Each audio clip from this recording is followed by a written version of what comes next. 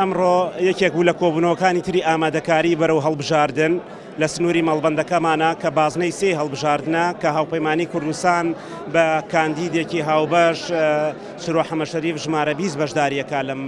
دەڤەرەیە. ئێمە لە ڕووی ئۆرگانیەوە سەرجەم ئۆرگانەکان وەکو یەک تیم کارەکەین لە کاتی هەڵبژاردنە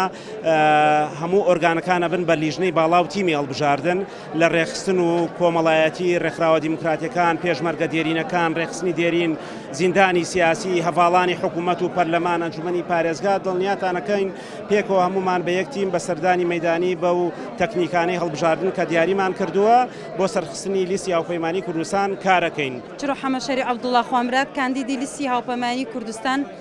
باسنەی سێ سلێمانی بە دڵنیاییەوە